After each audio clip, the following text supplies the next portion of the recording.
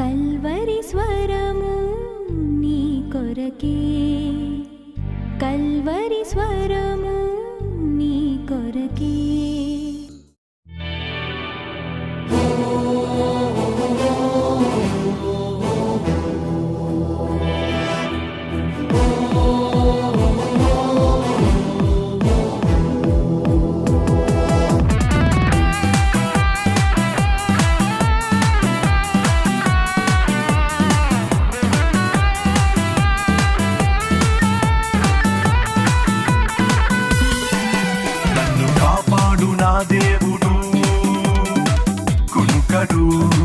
కునుకడు నన్ను రక్షించు నా యేసుడు, నిద్రపోడు నిద్రపోడు కాపాడు నా దేవుడు.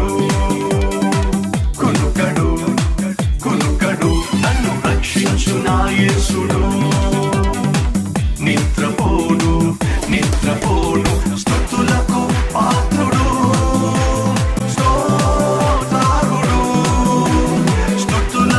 పాత్రుడు స్తోత్రార్హుడు, మృత్యుంజయుడు, నిత్యముండువాడు, మృత్యుంజయుడు, నిత్యముండువాడు.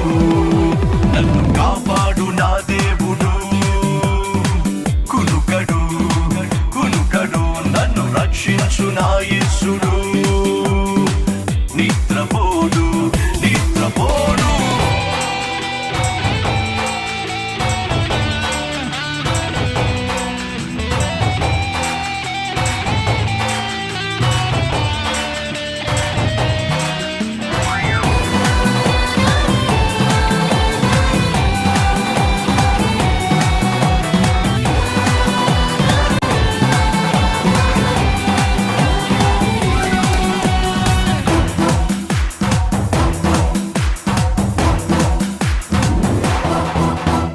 వేటగాని ఉరి నుండి విడిపించువాడు, ఏ తెగులు రాకుండా రక్షించువాడు.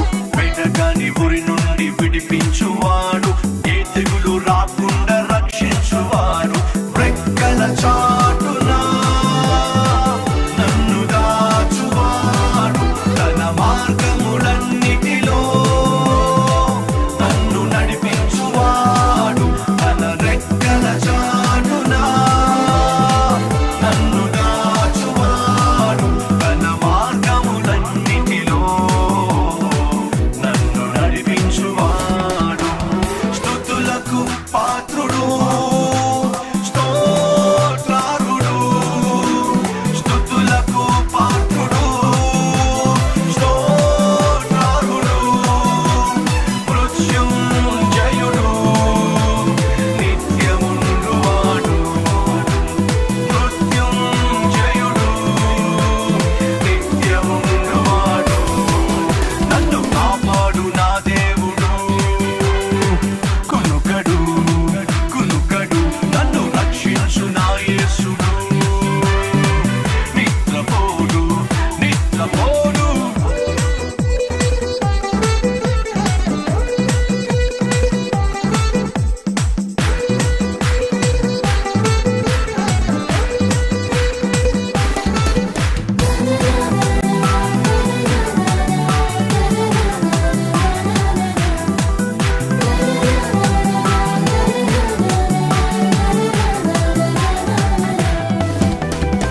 గాఢాంధకారములో తోడుండువాడు, ఏ కీడు రాకుండా కాపాడువాడు.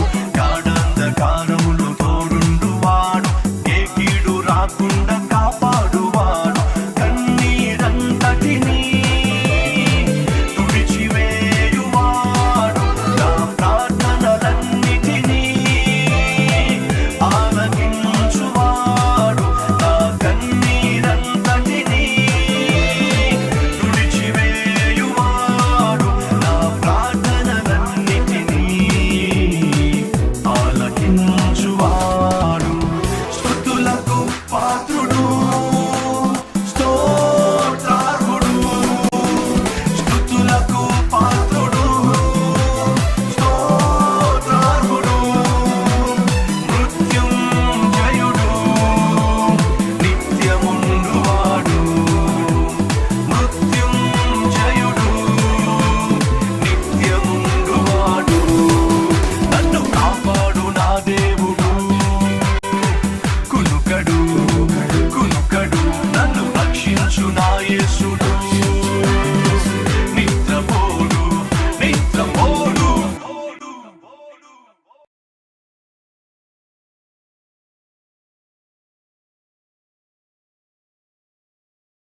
2 తిమోతి 1:7. దేవుడు మనకు శక్తియు ప్రేమయు ఇంద్రియ నిగ్రహమును గల ఆత్మనే ఇచ్చెను, కానీ పిరికితనపు గల ఆత్మను ఇయ్యలేదు. మనకొక పేరు ఉంది. ఏమిటో చెప్తారా మీరు? మనకొక పేరు ఉంది. ఏమిటి? ఆత్మీయులు. ఏమిటండి? ఆత్మీయులు. నువ్వు ఆత్మీయుడివి, నువ్వు ఆత్మీయురాలివి. నేను ఆత్మీయుణ్ణి అన్నవారు చప్పట్లు కొట్టండి. నేను కషాయవాడిని అన్నవాడు చప్పట్లు కొట్టండి. నేను మోసగాడిని, నేను దోచుకునేవాడిని అంటే సైతాను చేత నింపబడినవాడు బైబిల్ సెలవిస్తూ ఉంది. వాడు మొదటి నుంచి దొంగ, దోచుకున్నవాడు, అబద్ధికుడు, హంతకుడు. సో సైతాను చేత నింపబడిన వాడు లోకానుసారంగా జీవిస్తాడు. సైతాను ఆత్మ కలవాడు. ఆ సైతాను ఆత్మ అపవిత్రమైన ఆత్మ గనుక అపవిత్రమైన ఆత్మ గలవాడు అపవిత్రమైన క్రియలు కలిగి ఉంటాడు. కాబట్టి వాడిని మనం అపవిత్రుడు అంటాం. ఒకప్పుడు నేను అపవిత్రుణ్ణి, క్రీస్తును సొంత రక్షకునిగా అంగీకరించక మునుపు అపవిత్రుణ్ణి, సైతాను చెప్పిందల్లా చేసిన వాడిని, సైతాను యొక్క ఇష్టానికి లొంగిపోయిన వాడిని. అటువంటి సైతాను చేతిలో బంధించబడిన నన్ను దేవుడు కనికరించాడు. వాడి యొక్క కబంధ హస్తాల్లో నుంచి దేవుడు నన్ను విడిపించాడు. ఈరోజు మనలో ఎవరైనా ఉన్నారా నన్ను కూడా విడిపించాడు ప్రభు అని చెప్పేవాళ్ళు? ఉంటే చేయి చూపిస్తారా? దేవునికి స్తోత్రం. కొన్ని హస్తాలు ఉన్నాయి. మరి మిగిలిన వారి సంగతి ఏమిటి? వాడండి ఆదివారం వదిలిపెడుతున్నాడండి, కలవరి టెంపుల్కి వెళ్ళెత్తున్నాడండి, సోమవారం మాత్రం పట్టుకుంటున్నాడండి. అవునా? ఏమండి? ఆదివారం మాత్రం వదిలిపెట్టి సోమవారం నుంచి మరలా శనివారం వరకు పట్టుకుంటున్నాడా? Is that true? Is that so? No my friends, అది ఆత్మీయత కానే కాదు. నువ్వు అపవిత్రాత్మ చేత నింపబడిన వాడివైతే నువ్వు ఆత్మీయుడవు కాదు, దేవుని ఆత్మ కలవాడివి కాదు. అపవిత్రాత్మ చేత నింపబడిన వాడు అపవిత్రమైన క్రియలు చేస్తాడు, అపవిత్రమైన వాటిని చూస్తాడు, అపవిత్రంగా మాట్లాడతాడు, అపవిత్రంగా జీవిస్తాడు, అపవిత్రంగా తలస్తాడు, అపవిత్రంగా తన శరీరాన్ని మార్చుకుంటాడు. పవిత్రతకు అతని జీవితంలో తావే ఉండదు, పరిశుద్ధతకు తన జీవితంలో తావే ఉండదు. పరిశుద్ధంగా అతడు జీవించలేడు. ఎందుకంటే అతడు పరిశుద్ధుడు కాదు గనుక, అతడు అపవిత్రుడు కనుక. ఈరోజు ఈ వాక్యం వింటున్న ప్రియ సహోదరుడా, ప్రియ సహోదరి, ఎవరివి నీవు? అపవిత్రుడివా, ఆత్మీయుడివా? నువ్వు అపవిత్రుడు అయినట్లయితే అపవిత్రాత్మ చేత నింపబడ్డావు. నీవు ఆత్మీయుడివి అయినట్లయితే నువ్వు ఆత్మ చేత నింపబడ్డావు. ఆత్మను కలవాడు, దేవుని ఆత్మను కలవాడు ఆత్మీయుడు. రైట్? నువ్వు దేవుని ఆత్మ కలిగిన ఆత్మీయుడు అయినట్లయితే, ఆత్మను కలిగిన వ్యక్తివైతే బైబిల్ సెలవిస్తూ ఉంది ఏమని? దేవుడు మనకు ఆత్మను ఇచ్చాడు. ఏ ఆత్మను ఇచ్చాడట? ఇంద్రియ నిగ్రహము కలిగిన ఆత్మనిచ్చాడు. ఓ ప్రశ్న వేస్తున్నాను. ఈ మాటలు వింటున్నా, ఈ వాక్యం వింటున్నా ప్రియ సహోదరులు, సహోదరులు, నువ్వు నిజముగా దేవుని ఆత్మ చేత నింపబడిన వాడివేనా? నువ్వు అనొచ్చు, బ్రదర్ 2004లో నేను నింపబడ్డాను, ఆ తర్వాత మరలా నింపబడలేదు. లేదా 1975లో ఒకసారి నింపబడ్డాను, ఆ తర్వాత మరలా అడ్రస్సే లేదు. అది నింపబడ్డం, అదే నింపబడ్డం అండి. నా బైబిల్ సెలవిస్తూ ఉంది, మీరు ఆత్మ పూర్ణులై ఉండుడి. ఏంటంట? ఆత్మ పూర్ణులై ఉండుడి. మద్యము చేత మత్తులై ఉండక ఆత్మ చేత నింపబడి ఉండుడి. ఆత్మ చేత నింపబడ్డం అంటే ఎప్పుడో ఒకసారి ఎక్స్పీరియన్స్ చేయడం కాదు. చాలామంది అమాయకంగా మాట్లాడుతూ ఉంటారు. ఆత్మను పొందుకున్నానండి. ఎప్పుడండి? 1991లోనండి. ఆ తర్వాత ఏమైందండి? నేను ఆత్మ కొట్టుకున్నామండి, మేమిద్దరం విడిపోయామండి, దెబ్బలాడుకున్నామండి, విడిపోయామండి. ఏమండి? లేరా అటువంటి వాళ్ళు?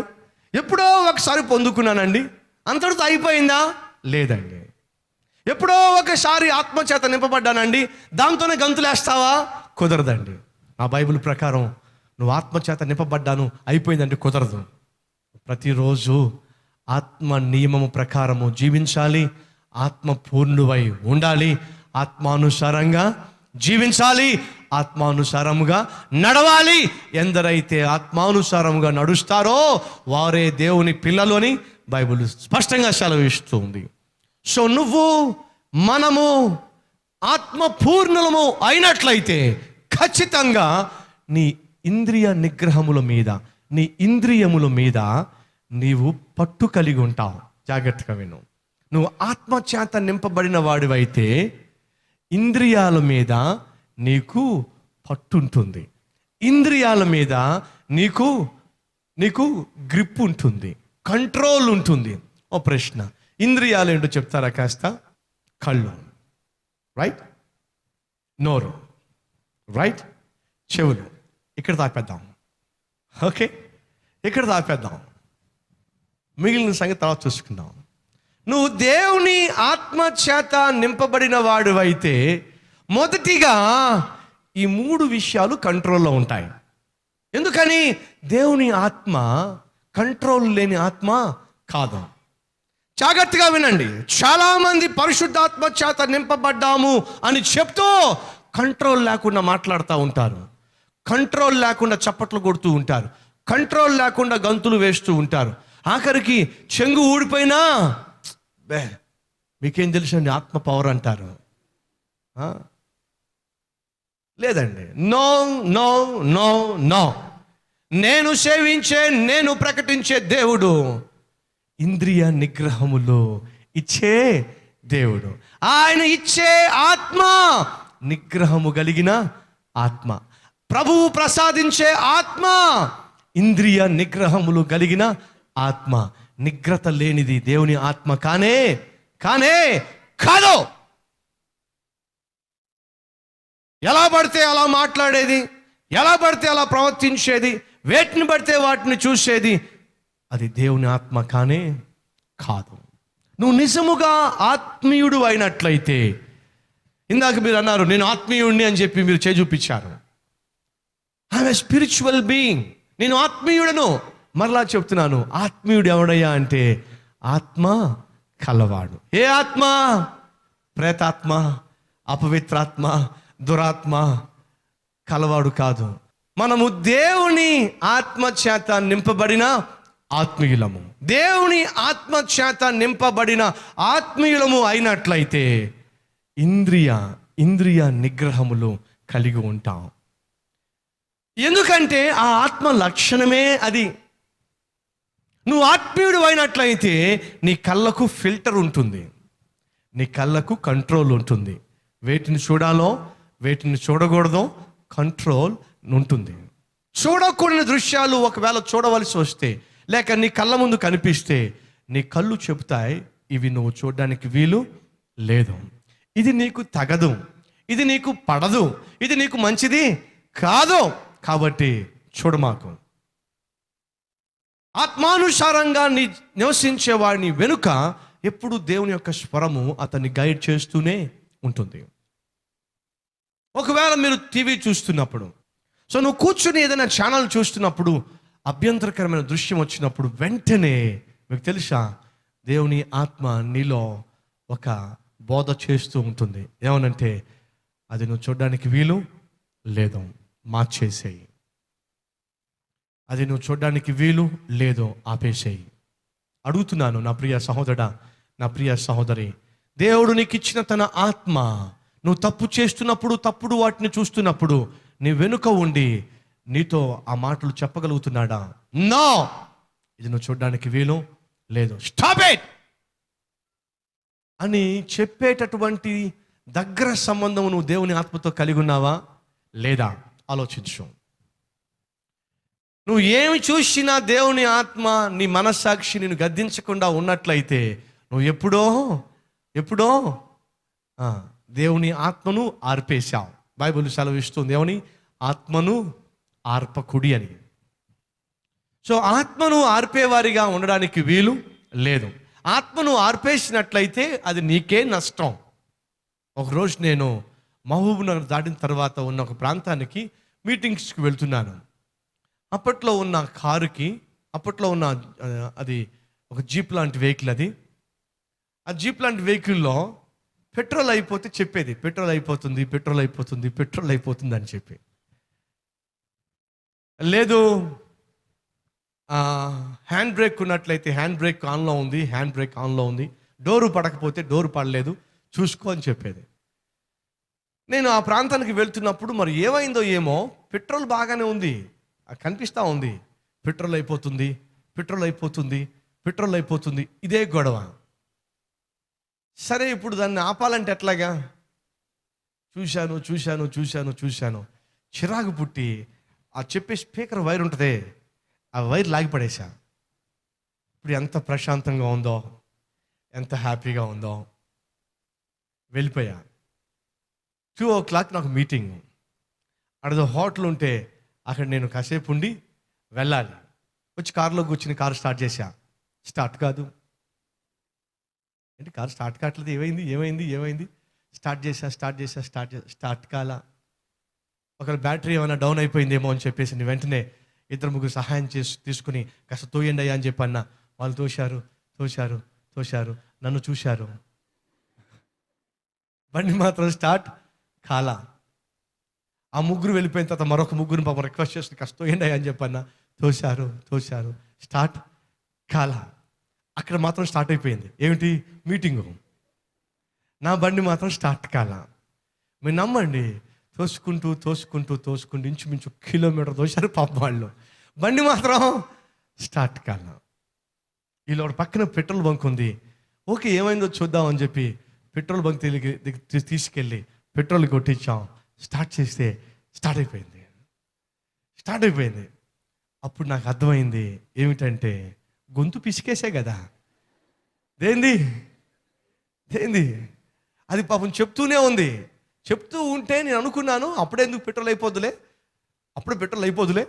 మనం ఎప్పుడో పోసా కదా అని చెప్పి నేను అనుకొని దాని పీక నొక్కేశా, వైరు పీక పడేసా. No more warning. నాకు వార్నింగ్ ఏమో ఆగం, కానీ కిలోమీటర్ మాకు తోయిస్తా. ఏమండి, మన జీవితంలో దేవుడు మనకు దేవుని ఆత్మను ఇచ్చాడు. ఆ ఆత్మ మన మనస్సాక్షి ద్వారా మనతో మాట్లాడుతూ ఉంటాడు. తప్పు చేస్తున్న ప్రతిసారి తప్పు తప్పు తప్పు, తగదు తగదు తగదు చెప్తూ ఉంటాడు. ప్రియ సహోదరుడు అడుగుతున్నాను, ఈ వారంలో ఎప్పుడైనా, ఎక్కడైనా, ఏ సమయంలోనైనా, ఏ సందర్భంలోనైనా దేవుని ఆత్మ, పరిశుద్ధాత్మ వచ్చి నీతో ఈ మాటలు చెప్పాడా? అయ్యా తప్పు, నువ్వు చేస్తుంది తప్పు, నువ్వు మాట్లాడుతున్న విధానం తప్పు, నువ్వు చూస్తున్న ఛానల్ తప్పు, నువ్వు చదువుతున్న పుస్తకము తప్పు, నువ్వు చూస్తున్న పేజీ తప్పు, నువ్వు విజిట్ చేస్తున్న వెబ్సైట్ తప్పు. ఎప్పుడైనా పరిశుద్ధాత్మ దేవుడు వచ్చి చెప్పగలిగాడు అంటే నీకు పరిశుద్ధాత్మకి ఏముంది? కనెక్షన్ ఉంది. కాబట్టి నీకు వార్నింగ్ ఇవ్వగలుగుతున్నాడు. అలా ఇక వార్నింగ్ నీకు ఇవ్వడం లేదు అంటే అర్థం ఏమిటి? నువ్వు కనెక్షన్ ఓడబిగిస్తావు. నువ్వు నా దగ్గరికి రా, మాకు నేను నీ దగ్గరికి రాను, నువ్వు ఆత్మీయుడివి కాదు.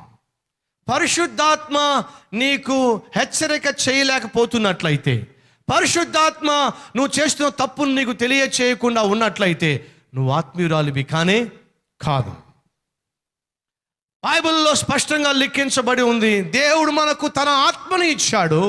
పరిశుద్ధాత్మ దేవుడు మనలో ఉన్నట్లయితే మనం కంట్రోల్లో ఉంటాం. పరిశుద్ధాత్మ దేవుడు నీలో ఉన్నట్లయితే నువ్వు కంట్రోల్లో ఉంటావు.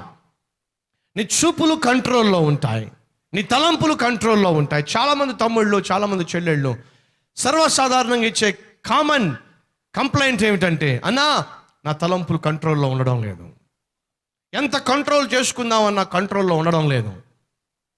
ఏం చేయమంటారు? సింపుల్, పరిశుద్ధాత్మ కంట్రోల్లో నువ్వు ఉంటే చాలు. పరిశుద్ధాత్మ కంట్రోల్లో నువ్వు ఉండాలి. పరిశుద్ధాత్మ కంట్రోల్లో నువ్వు ఉంటే అన్నీ నీ కంట్రోల్లో ఉంటాయి. మరి పరిశుద్ధాత్మ దేవుని కంట్రోల్లో ఉండాలంటే ఏం చేయాలి? ప్రతి దినము తప్పక నువ్వు ఆ పరిశుద్ధాత్మ దేవుడితో గడపాలి. ప్రతి దినము ప్రభువు సన్నిధిలో గడపాలి. ప్రతి దినము శక్తిని అనుగ్రహించు దేవునితో ఉండాలి. మనలో చాలామంది ప్రార్థన చేయకుండా కూడా పరిశుద్ధులుగా జీవించాలని ఆశపడుతున్నారు. దేవుడితో సహవాసం లేకుండా కూడా జయ జీవితాన్ని జీవించాలని ఆశపడుతున్నారు.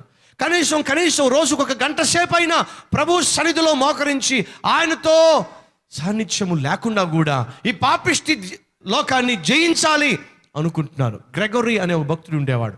అతడు రాశాడు, ఏమని తెలుసా, దినమునకు 3 గంటలు నేను ప్రార్థన చేయకపోతే ఆ రోజు సైతాను గాడే విజయం సాధిస్తాడు అని చెప్పన్నాడు. ఏమిటంట దినమునకు ఎన్ని గంటలు? 3 గంటలు నేను ప్రభు సన్నిధిలో ప్రార్థనలో ఉండకపోతే సైతాను గాడు ఎక్కడో ఒక చోట నన్ను ఓడించేస్తాడు. ఈరోజు మన మందిరంలో, ఈరోజు వాక్యం వింటున్న వారిలో ఎంతమంది చెప్పగలరు, నేను 3 గంటలు ప్రభుత్వం ఉంటున్నాను, 2 గంటలు ప్రభుత్వం? మార్టిన్ లూథర్ చెప్పాడు, కనీసం 2 గంటలు నేను ప్రభుత్వం ఉండకపోతే ఆ రోజు నేను అనేక విషయాల్లో అపజయాన్ని చూస్తాను.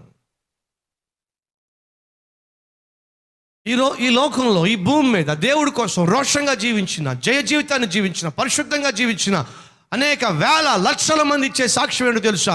మనం పరిశుద్ధంగా జీవించడానికి, వాక్యానుసారంగా జీవించడానికి, ఇంద్రియ నిగ్రహములు కలిగి జీవించడానికి ఒకే ఒక ఆధారము ఏమిటయ్యా అంటే తెలుసా? దేవుని శక్తి చేత నింపబడ్డాం.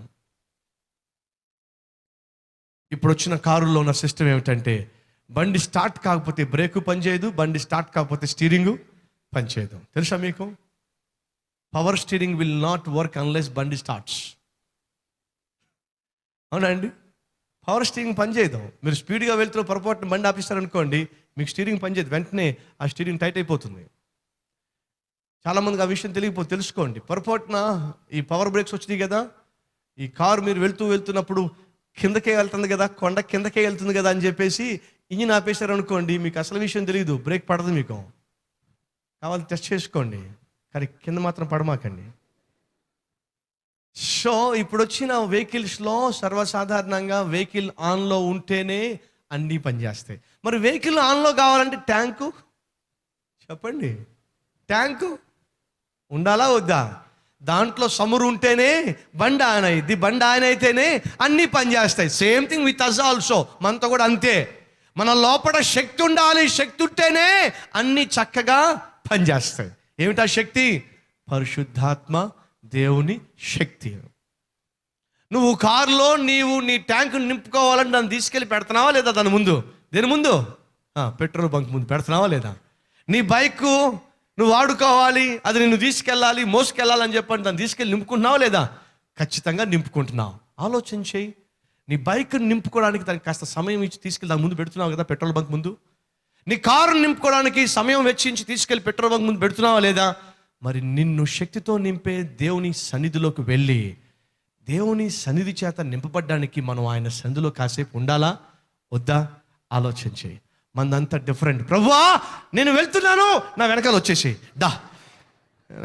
లేరా అండి అటువంటి వాళ్ళు? లేరా? Come and follow me and fill me. No, that is not the way of God. రమ్ము నన్ను నింపుము అంటే కుదరదు. అందుకే ప్రభువు చెప్పాడు ఏమని? మీరు యెరూషలేముకు వెళ్ళి ఏం చేయాలి? వేచి ఉండాలి. నింపబడాలి అంటే కనిపెట్టాలి. దేవుని సన్నిధిలో ఆయన శక్తిని పొందుకోవాలి అంటే చాలామంది హడావుడి జీవితానికి అలవాటు పడిపోయాడు. హర్రిబరి జీవితానికి అలవాటు పడిపోయి ఆత్మీయంగా జీవించాలి ఆశపడుతున్నారు. సాధ్యము కాదు.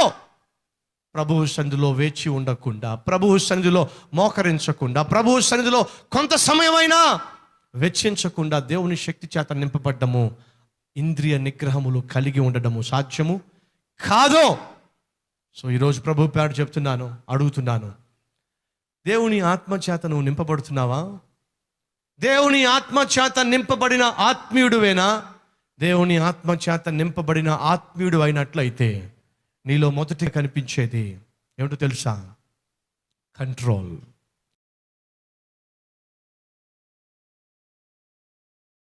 మహాపరిశుద్ధుడు అయిన ప్రేమ కలిగిన తండ్రి, ఆత్మ ఫలములో చివరిది ఆశా నిగ్రహము. కానీ మిగిలిన అన్ని లక్షణాలకు ఇదే కదా సరైన పునాది. నిగ్రహము లేనివాడు, కంట్రోల్ లేనివాడు ఎలా ప్రేమించగలడు, ఎలా సంతోషంగా ఉండగలడు, ఎలా దీర్ఘశాంతము కలిగి ఉండగలడు, ఎలా సాత్వికాన్ని కనపరచగలడు, ఎలా సమాధానం కలిగి ఉండగలడు. నాయన నిగ్రహత కలిగి ఉండటం, ఆశా నిగ్రహము కలిగి ఉండడము ఎంత అవసరమో అందులో మీరు మాకు ఇచ్చిన ఆత్మ ఆశా నిగ్రహము కలిగిన ఆత్మ, ఇంద్రియ నిగ్రహము కలిగిన ఆత్మనే మీరు మాకు ఇచ్చారు. కానీ అయా ఇష్టం వచ్చినట్టుగా చూసే ఆత్మ, ఇష్టం వచ్చినట్టుగా మాట్లాడే ఆత్మ, ఇష్టం వచ్చినట్టుగా ప్రవర్తించే ఆత్మ నీవిచ్చినది కానే కాదో, అది అపవిత్రాత్మ. ఎవరైతే అపవిత్రాత్మ చేత బంధించబడి ఉంటారో వారి మాట తీరు నిగ్రత లేకుండా ఉంటుంది, వారి చూపుల్లో కంట్రోల్ ఉండదు, వారి తలంపుల్లో అపవిత్రత ఉంటుంది, వారి శరీరమే పాప నిలయమై ఉంటుంది. కారణము అపవిత్రాత్మ చేత నింపబడ్డారు. కానీ ఎందరైతే పవిత్రాత్మ చేత నింపబడతారో వారే పవిత్రులు, ఆత్మీయులు. వారు ఇంద్రియ నిగ్రహము కలిగి జీవిస్తారు. అలా జీవించే జాబితాలో నాయన మేమును ఉండులాగున, నువ్వు ఆశించిన ఆత్మీయులుగా బ్రతుకులాగున నాయన ఏది మాట్లాడాలో ఏది మాట్లాడకూడదు, ఏది చూడాలో ఏది చూడకూడదు, ఏది వినాలో ఏది వినకూడదు, ఎలా ప్రవర్తించాలో ఎలా ప్రవర్తించకూడదు మాకు తెలియచేయమని, నేర్పించమని, ఆత్మానుసారంగా జీవించే కృప మాకు దయచేయమని యేసు పరిశుద్ధ నామములో ఈ ప్రార్థన సమర్పిస్తున్నాం తండ్రి. ఆమేన్.